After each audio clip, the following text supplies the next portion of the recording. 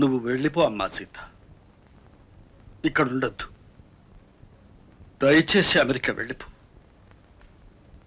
నీ నాన్న రావద్దు, అమ్మ రావద్దు, నువ్వు మాకు కనిపించొద్దు. వెళ్ళి అక్కడ అందరూ క్షేమంగా ఉండండి. నేను కోపంగా చెప్పడం లేదమ్మా, నిజంగానే చెబుతున్నారు. నీ మీద కోపం ఎందుకు? వెళ్ళు. ఎందుకంటే కానీ ఎలా చెప్పును?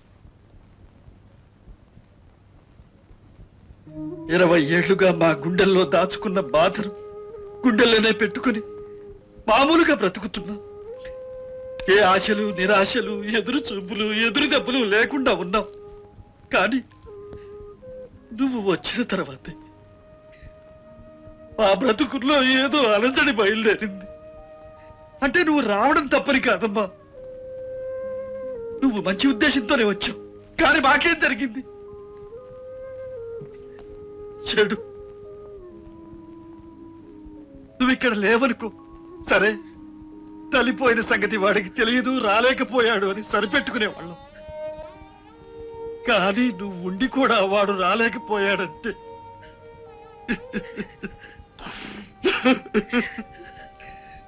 నాకెంతో కష్టంగా ఉంది అమ్మా. వాడు లేని వెలితి నిన్ను చూసినప్పుడల్లా గుర్తుకొస్తోంది.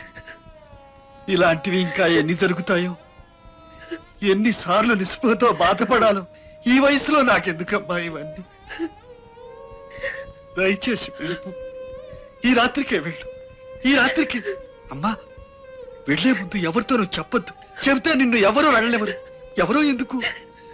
నాకే నువ్వు వెళ్ళడం ఇష్టం లేదు.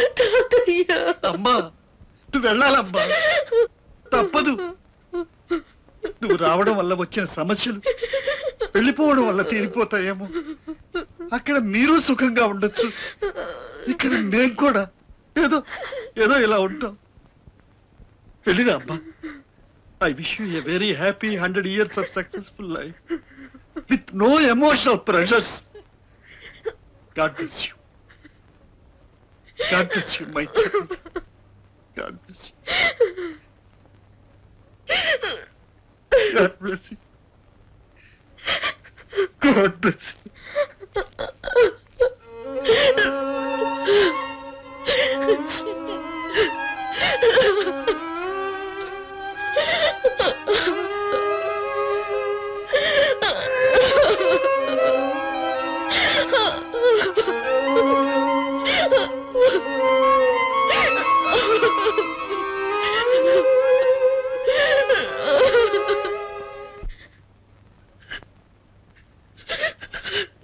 నన్ను క్షమించండి నాన్న. తాత నన్ను గురించి వెళ్ళిపోమ్మన్నారు. ఎవరికి చెప్పకుండా వెళ్ళిపోమ్మన్నారు. నేను నిజం చెప్పలేను నాన్న. నీ ఆఖరి కోరిక తీర్చలేను. నన్ను క్షమించండి నాన్న, క్షమించండి.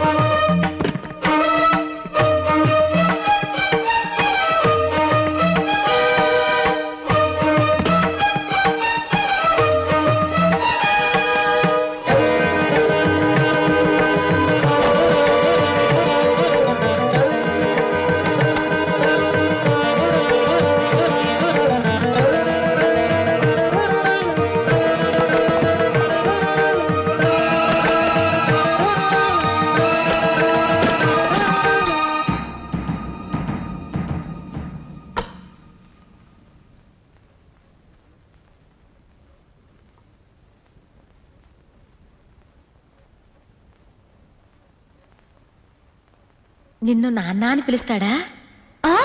నన్ను పేరు పెట్టి ఎప్పుడు పిలవరు, నాన్నని పిలుస్తారు. చిన్నప్పుడు తాతయ్యతో చెప్పేవారంట కదా కబుర్లు, ఇప్పుడు నాతో. నేను మా నాన్నకే నాన్నని, తెలుసా?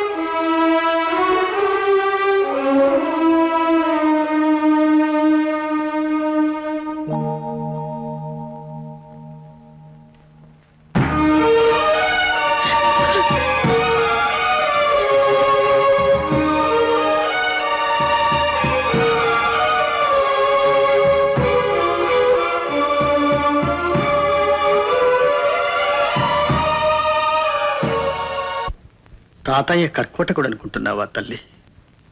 నన్ను శపిస్తున్నావా? నేను వెళ్ళను తాతయ్య అని దబాయించి నువ్వు ఉండిపోకూడదు. నీకు ఆ హక్కు లేదా? రామ్మా, మరొక్కసారి నేను కళ్ళారా చూడాలనుంది సీత.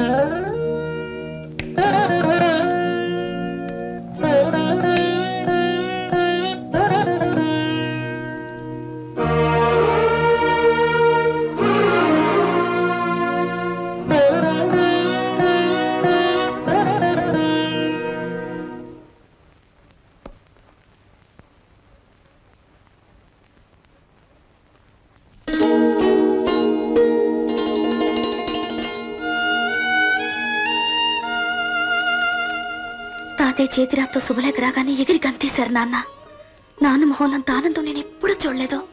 చిన్న పిల్లాడికి మళ్ళీ సంతోషంతో ఏడ్చేశారు. అన్ని పనులు మానుకుని వెంటనే ఇండియా రావడం కోసం వీసాలు, టిక్కెట్లు అన్ని ఏర్పాట్లు స్వయంగా చేశారు. గిఫ్ట్లు కొనడానికి వెళ్ళి తిరిగి వస్తుండగా యాక్సిడెంట్ అయింది. అమ్మ అక్కడికక్కడే కన్ను మూసింది. నాన్న నేనే హాస్పిటల్లో చేర్పించాను. నాన్న, నువ్వు మాత్రం ఇండియా వెళ్ళు. మా నాన్న స్వయంగా శుభలేఖ పంపిన వెళ్ళలేకపోవడం నా దురదృష్టం. పట్టుదల కోసం ప్రాణం పెడతారు కానీ ఆయన ప్రాణం నేనే. చూడు నాన్న, మీ అమ్మ నేను యాక్సిడెంట్ లో పోయినట్టు చెప్పకు. ఆయన బ్రతకరు.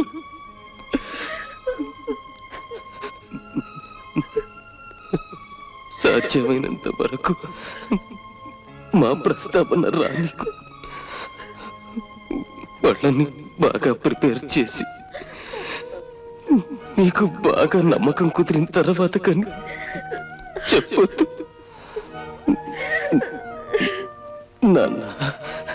ఇక నుంచి నువ్వు శ్రీనివాసమూర్తి కూతురివి కాదు, సీతారామయ్య గారి మనవరాలి. నాన్న, నాకు కోరికలు తీరుస్తావా? మా చితాభస్మాన్ని మేము పుట్టి పెరిగిన గోదావరిలో మా నాన్న చేత నిమజ్జనం చేయొచ్చు నాన్న. చేయిస్తావు కదా?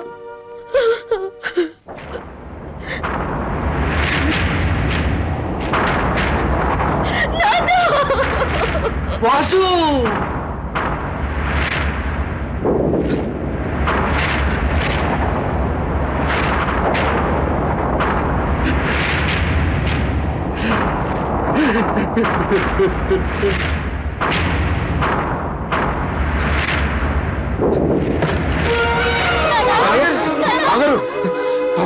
కాశీ, నువ్వు వెళ్ళి డాక్టర్ తీసుకురా త్వరగా.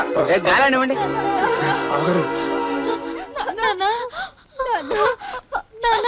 మామయ్య గారు, మీరు లేవకండి.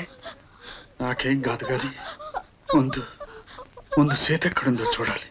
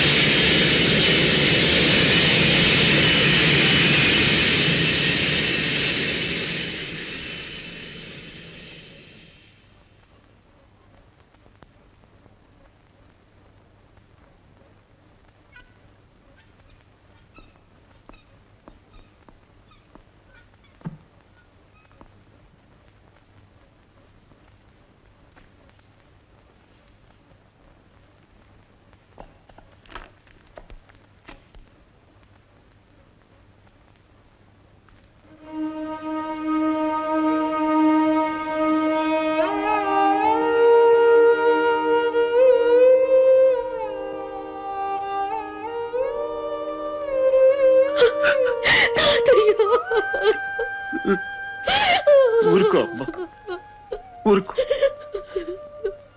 నువ్వు డైరీ మర్చిపోయావు కదా, నేనంతా చదివానమ్మా, అంతా చదివాను. ఊరుకో అమ్మా, ఊరుకో. అఖండ గోదావరి తీరే అస్తి నిక్షేపణం కరిష్యామహే యావదస్తి మనుష్యాణాం గంగాతోజేషు తిష్టతే తావత్ వర్షసహస్రాణి స్వర్గే లోకే మహీయతే. కృష్ణ కృష్ణ నారాయణ నారాయణ.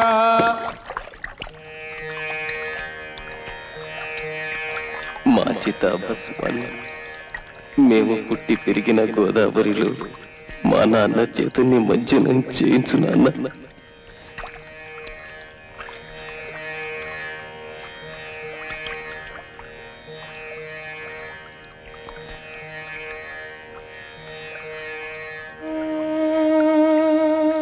బాబు వాసు,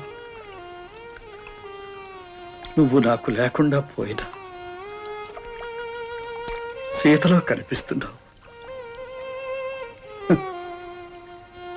జీవం లేని ఈ కర్ర నాకు ఉతక పంపావు.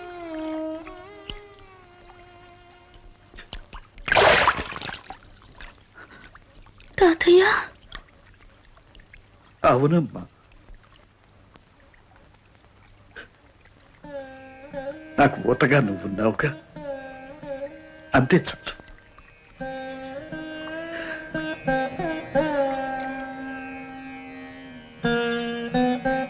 ఈ కథ ఇక్కడితో అయిపోయిందా? లేదేమో. ఇప్పుడు ఈ తాతకి ఆమె మనవరాలు. కొన్నేళ్ల తర్వాత ఇదే గోదావరొడ్డున ఈ సీతకే మనవడిగా ఆ తాతగారు ఆడుకుంటూ ఉండొచ్చు.